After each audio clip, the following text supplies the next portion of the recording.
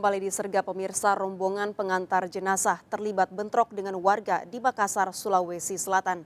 Akibatnya 5 orang rombongan pengantar jenazah terkena anak panah. Bulan sampai pengantar ke bagusur kaca. Bulan sampai pengantar kaca di depan kaca bentrok. Video amatir merekam rombongan pengantar jenazah terlibat bentrok di Jalan Perintis Kemerdekaan Biringkanaya, Makassar, Sulawesi Selatan.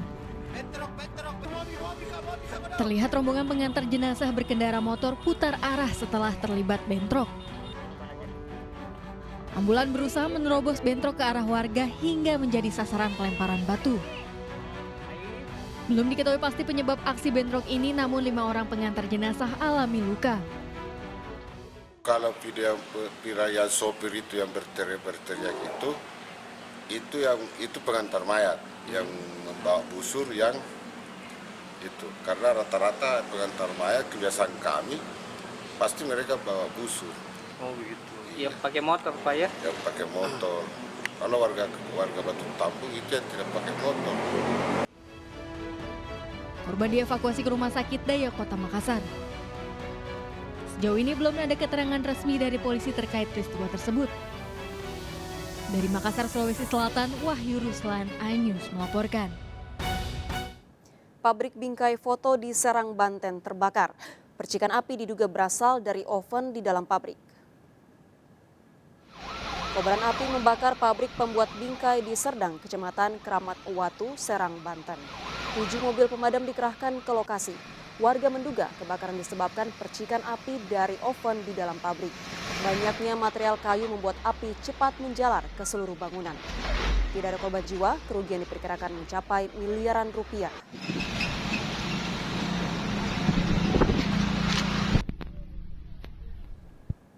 Pemirsa, istri, anak, dan mertua korban penyiraman air keras dirawat intensif di Rumah Sakit Bekasi, Jawa Barat. Sang suami pelaku penyiraman air keras tak terima istrinya minta cerai. Korban yang dinikahi secara siri tak pernah mendapat nafkah.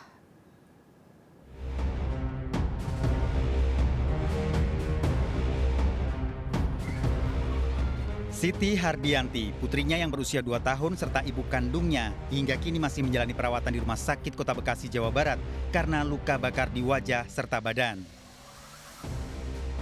Ketiganya dianiaya Kenji, suami Siti Hardianti saat tertidur di kamar. Teriakan korban saat dianiaya membangunkan warga. Menurut warga, selama ini korban dan pelaku sering terlibat perselisihan. Dia kalau ribut berumah tangga itu enteng tangan. Jadi kan istrinya nggak mau ya kan. Nyatu lagi. Jadi dia pengen berharap tuh nyatu lagi di suaminya itu, di suaminya. Kenji dikenal sebagai pengangguran dan sering melakukan tindak kekerasan pada korban. Ini yang ketiga kalinya Pak. Sebelumnya gimana itu? Sebelumnya dia nyiram, cuman posisi nggak ada korban di situ, nggak kena jadinya. Yang kedua kali bilang mau ngasih duit buat anaknya. Ya, akhirnya kan si istri nemuin tuh, nggak taunya dibawa ke kawasan Jababeka dipukulin Pak, makanya digidik pakai batu. Visum kan. Terus nunggu proses, akhirnya kejadian begini lagi Pak. Disiram air keras lagi Pak. Kenji kini menjadi buronan polisi. Kita lakukan upaya pengejaran untuk ditangkap pelaku dan rekan-rekan media tolong minta bantuannya ya untuk menyebarkan foto ini. Ini adalah foto pelaku yang sudah kita kejar ya, dan minta doanya semua kepada masyarakat agar supaya pelaku segera tertangkap. Polisi telah mengumpulkan sejumlah barang bukti dari rumah tempat penganiayaan. Dari Bekasi, Jawa Barat, Didi Junaidi dan Ahmad Johari Lutfi, iNews melaporkan.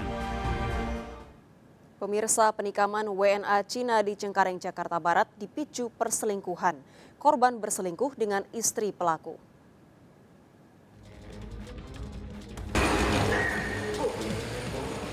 Li Qiu, warga negara Cina ini ditangkap di sebuah apartemen Kembangan, Jakarta Barat setelah sempat berpindah-pindah tempat.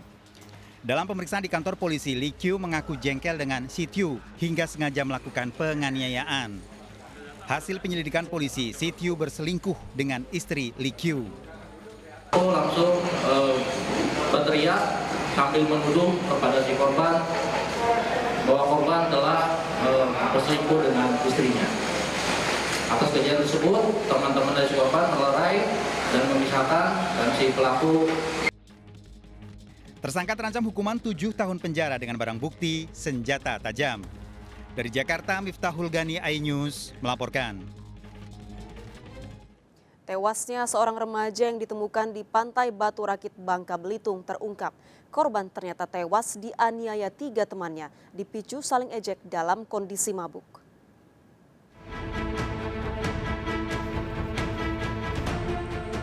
Tiga terduga pelaku pembunuhan terhadap MI remaja 17 tahun ditangkap. Ketiga pelaku ditangkap saat akan kabur menuju Sumatera Selatan melalui Pelabuhan Tanjung Kalian Muntok, Bangka Barat. Kasus pembunuhan berawal dari saling ejek saat 3 pelaku dan 2 korban dalam kondisi mabuk. Selain korban tewas, 1 korban lainnya R20 tahun juga terluka setelah dianiaya. Korban menjalani perawatan di RSUD Sejiran, Stasiun Muntok. Saling mengejek, mabuk, sambil satunya lagi bakar ikan. Kemudian terjadi perkelahian di picu yang mungkin dendam lama. Jasad korban MI 17 tahun ditemukan di Pantai Batu Rakit, Kecamatan Muntok, Kabupaten Bangka Barat pada akhir pekan lalu. Jasad korban penduduk Kampung Rubiah ini ditemukan warga yang sedang berolahraga. Dari Bangka Barat, Bangka Belitung, Rizky Ramadhani melaporkan.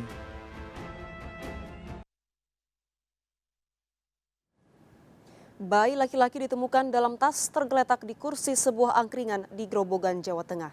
Saat ditemukan, bayi menggigil kedinginan.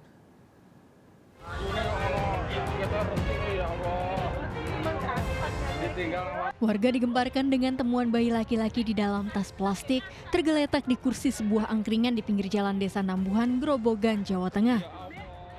Bayi yang terbungkus plastik dan handuk didapati menggigil kedinginan. Bayi yang masih lengkap dengan ari-arinya ini diduga dibuang usai dilahirkan. Plastik kalau tili ternyata bayi masih hidup. Lah kan butuh oksigen, butuh angin. Saya buka, saya selamatkan, terus saya pondong. Kondisi bayi stabil setelah dirawat dalam inkubator di RSU Raden Dr. Sujati Purwodadi. Polisi masih menyelidiki orang tua pelaku pembuangan bayi tersebut. Dari Grobogan, Jawa Tengah, Rustaman, iNews melaporkan. Pemirsa, buruh tebang tebu yang mengaku dibayar uang mainan di Tulang Bawang, Lampung ternyata berbohong. Video pelaku membeli daging ayam dengan uang mainan sempat beredar luas di media sosial. Uang mainan didapat pelaku di pinggir jalan.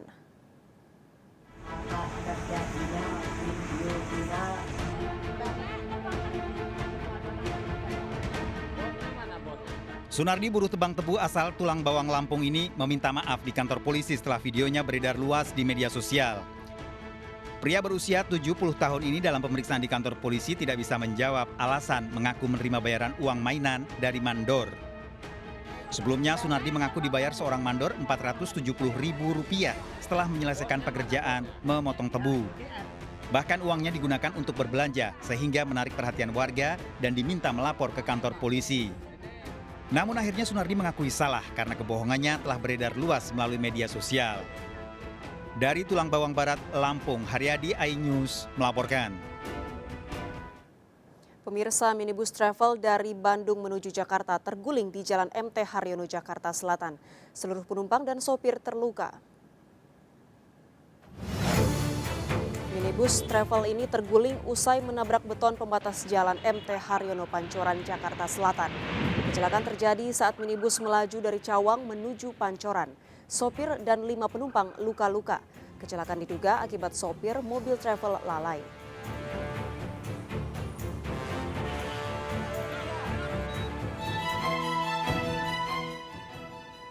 Di Surabaya, sebuah mobil menabrak pembatas jalan Wonokromo.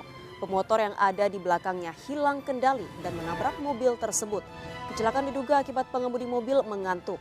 Akibat tabrakan, pagar pembatas jalan sepanjang 4 meter rusak.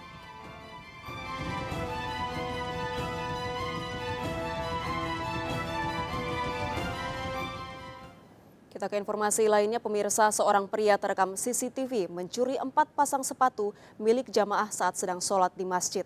Pelaku mengambil sepatu menggunakan jaket dan dimasukkan ke dalam tas.